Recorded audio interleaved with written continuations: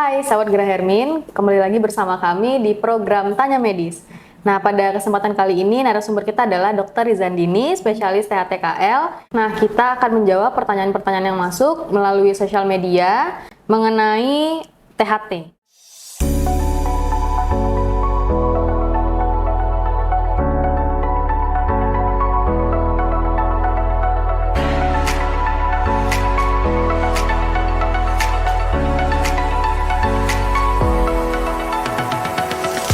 Kita langsung aja nih dok, masuk ke pertanyaan pertama. Benarkah kita tidak boleh mengorek telinga menggunakan cotton bud atau pengorek telinga lainnya dan tidak boleh terlalu sering mengorek telinga? Oh iya. Jadi di THT itu memang tidak disarankan untuk mengorek-ngorek telinga. Jadi liang telinga itu kan bentuknya corong ya. Dia panjangnya sekitar 2,5 sampai 3 cm dan diameternya cukup kecil. Jadi bila kita mengorek nih pertama dengan cotton bud ya, itu lebih banyak mendorong si kotoran masuk bukannya mengeluarkan. Jadi malah lebih susah bersihinnya biasanya. Karena kotorannya itu 70% masuk bukannya keluar. Nah, kadang-kadang tuh banyak pertanyaan dari pasien, dok tapi kalau nggak dibersihin gatel dok, dan masa sih nggak dibersihin gitu ya? Yeah. Karena kenapa? Fisiologis tubuh kita ya, ya Tuhan Allah itu menciptakan kita sudah segimana mestinya lah. Kan, jadi dengan kita mengunyah, menguap, berbicara, itu ada otot-otot yang menggerakkan si kotoran telinga itu keluar. Jadi nggak perlu dikorek-korek pun dia akan berusaha mengeluarkan sendiri. Tapi ada berapa, dok nggak diapa-apain kok tetap aja nyumbat gitu kan, pertanyaan-pertanyaan seperti itu. Jadi variasi bentuk liang telinga tuh berbeda-beda. Ada yang sempit, ada yang berkelok-kelok, ada yang kelenjar serumen atau kotorannya itu lebih aktif ya. Nah, itu yang akan menimbulkan kotoran telinga tuh sering menyumbat. Misalnya dia sering berenang juga, itu bisa juga. Karena kenapa? Kotorannya jadi gampang mengeras, jadi susah dikeluarkan. Kemudian jadi, dan kelenjar serumen atau kotoran telinga itu nggak usah takut, karena dia hanya berada di sepertiga liang telinga luar. Jadi dengan kita mengunyah tadi, menguap tadi, berbicara, itu otot-otot akan bergerak dan akan berusaha mengeluarkannya. Terus gimana? Tadi ada lagi?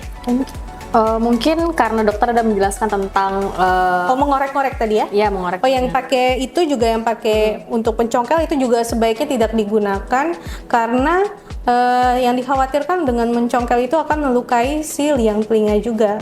Ya akan melukai, akan bikin trauma atau lecet di situ, yang malah menimbulkan infeksi pada liang telinga ataupun pada gendang telinga. Nah, kalau misalkan ada kondisi nih dok, di mana kita lagi berenang kan biasa tuh suka kemasukan air. Nah, itu cara kita bisa mengeluarkan itu gimana? Kan mengganggu tuh dok. Nah, itu gimana?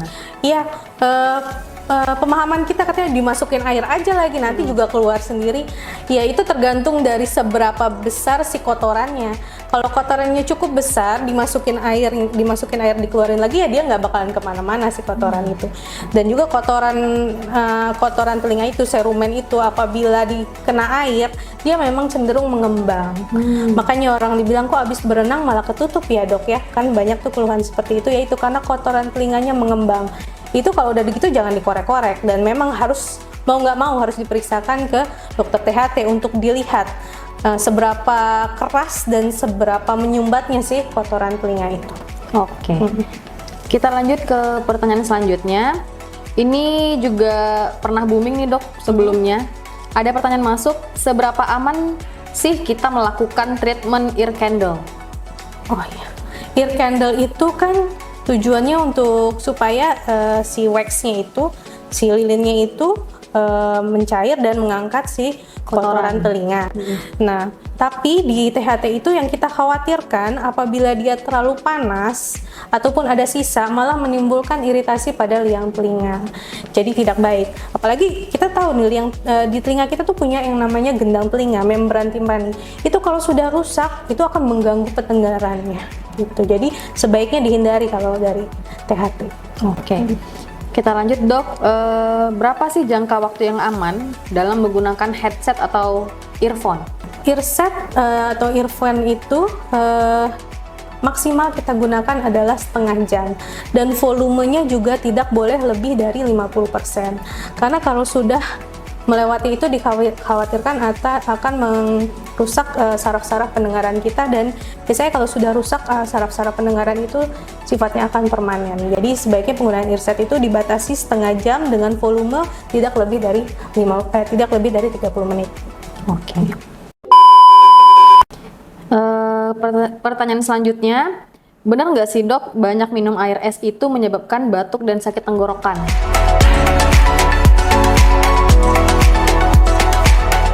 Terima kasih sudah menonton video ini. Jangan lupa subscribe, like, komen, dan share ke teman-teman kamu.